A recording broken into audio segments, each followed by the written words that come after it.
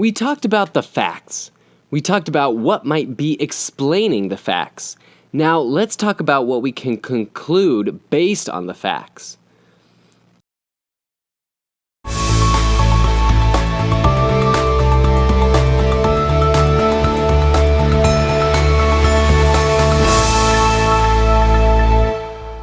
Hi, my name is Kim Tran, a former McKinsey consultant and the founder of the platform Management Consulting Prep.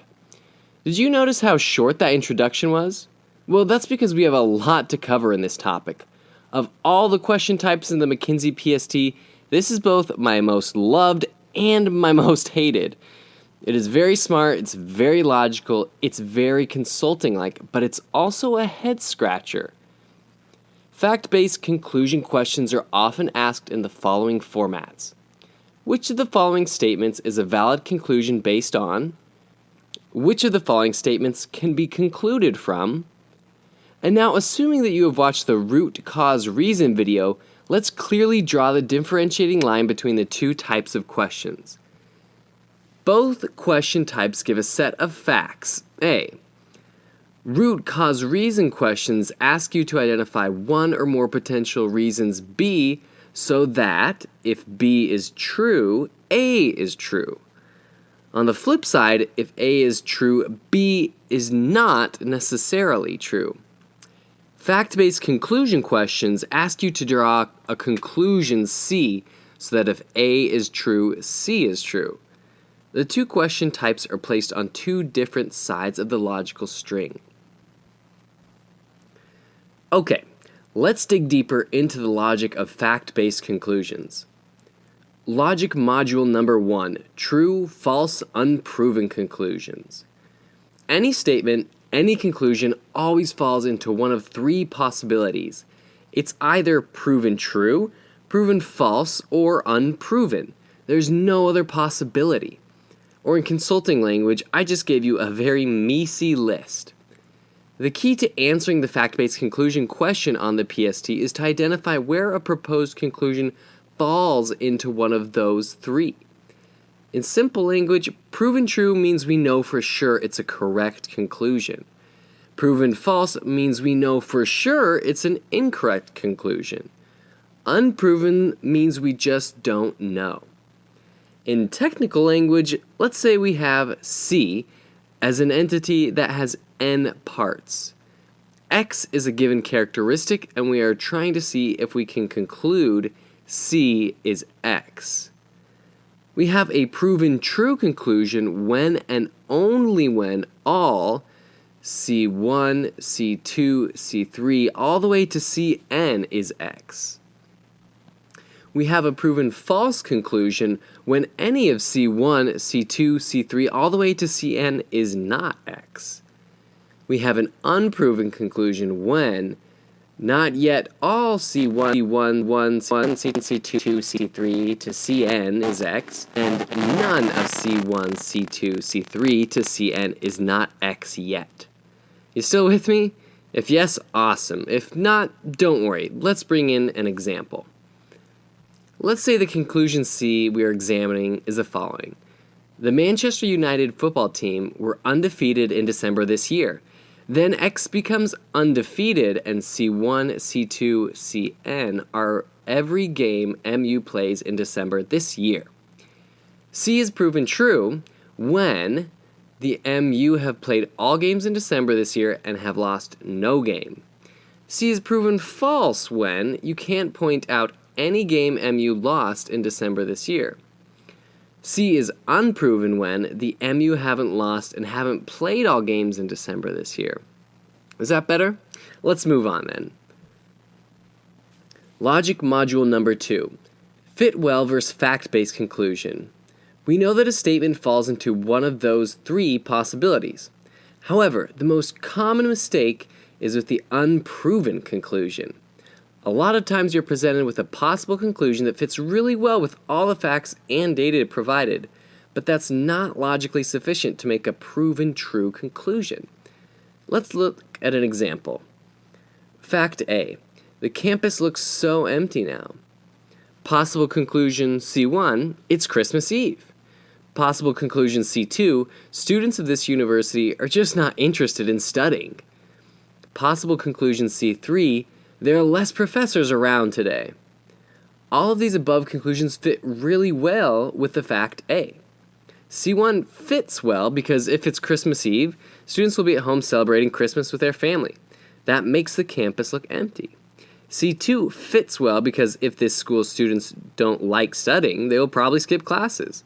That makes also the campus look empty. C3 fits well because if professors are not around, there will probably be less classes today. But none of the above are proven true.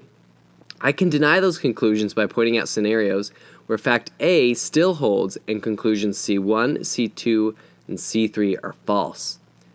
C1 cannot be concluded because what if it's right in the middle of September? The campus is empty just because it's Sunday?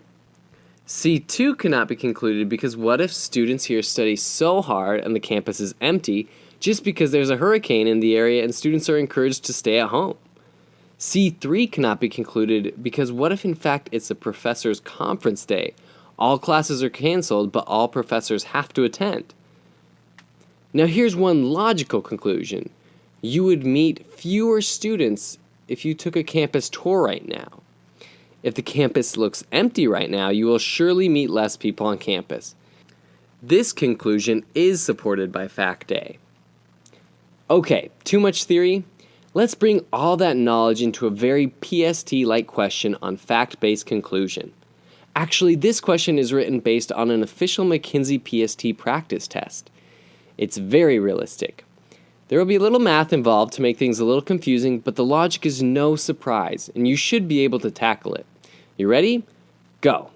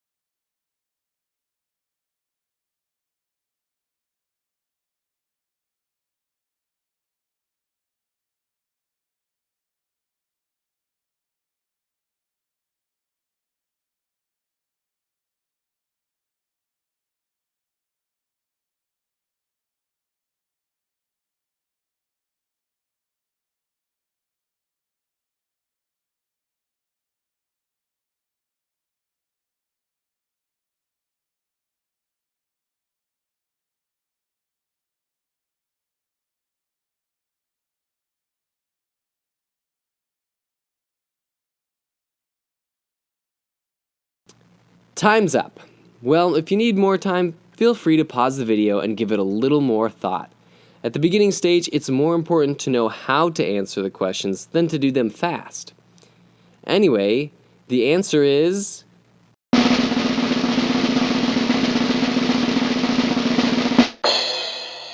B.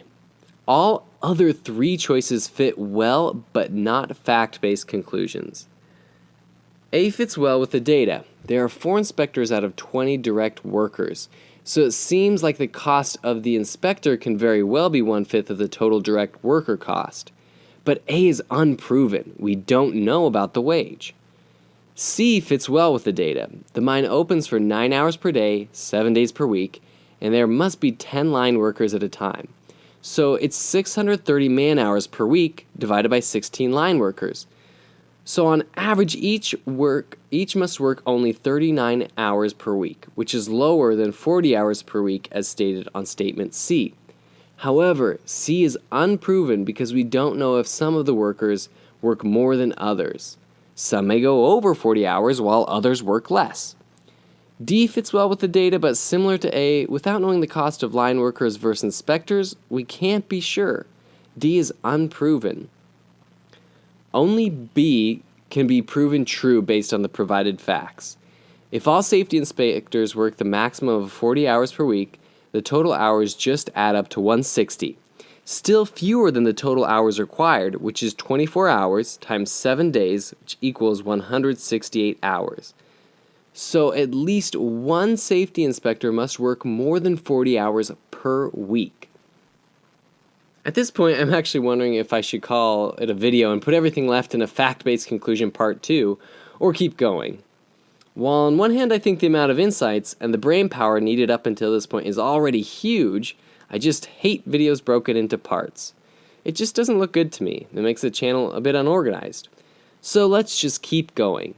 If you need some time to digest the knowledge we just went over, feel free to pause the video and continue when you're ready. Let's talk about some twisty versions of fact-based conclusion questions. These variations are quite popular in the test, so stay with me. Twist version number 1, false conclusions. These questions are often asked in the format of, which of the following statements is false based on? The methodology to tackle this is somewhat similar to the traditional version. You try to identify a statement as proven true, proven false, or unproven. The only difference is that you look for proven false, not proven true or unproven. A proposed conclusion is proven false when you can point out at least one instance where the conclusion is wrong. Also, please be aware that a statement not being true doesn't mean it's a false conclusion. It can fall into neither and be unproven. So, sound fair enough? You ready to try a very PST-like question of this kind? Here we go, a practice question written based on an official McKinsey practice PST. 2 minutes. Go.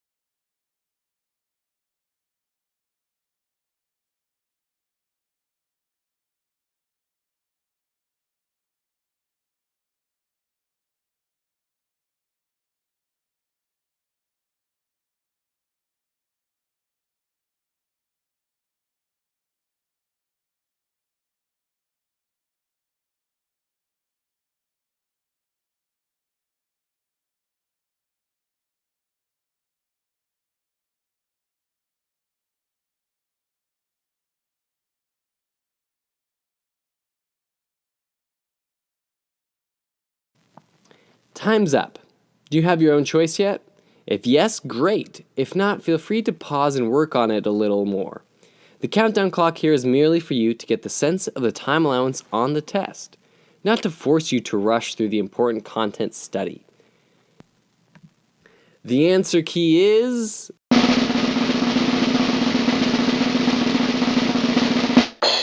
Whoa, these drum rolls are getting so automated these days. D. Of A and B, A seems to be false, and B seems to be true. However, both of them are unproven. The maximum and minimum figures are not enough to conclude the average.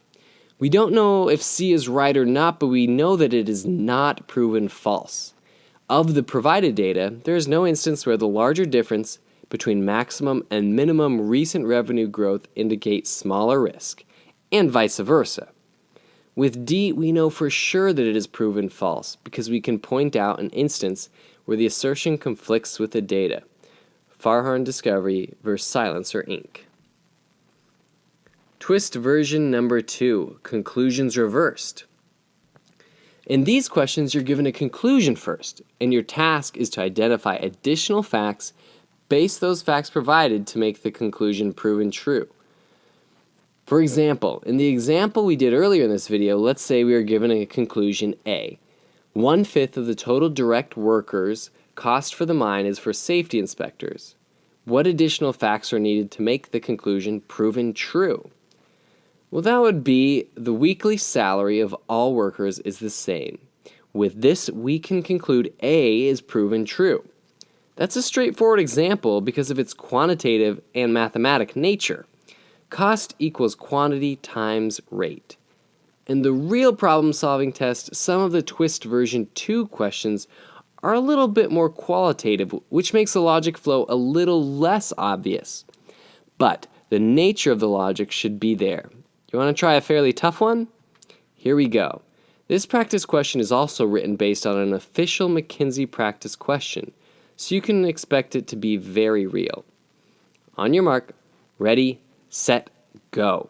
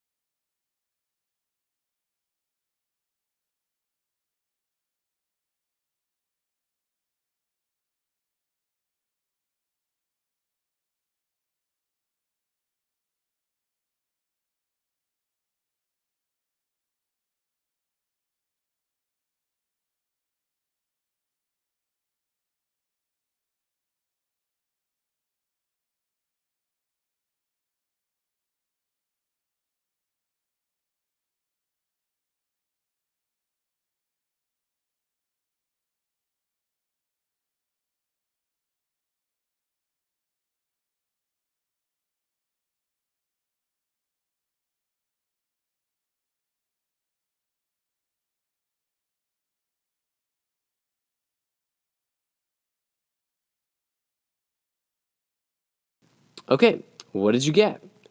We can immediately cross out C and D merely just because of the words there were. It can be understood as either a minority or a majority. Is that 99% of the customers or just 2 customers? Even without reading the rest, C and D is not enough to conclude almost anything.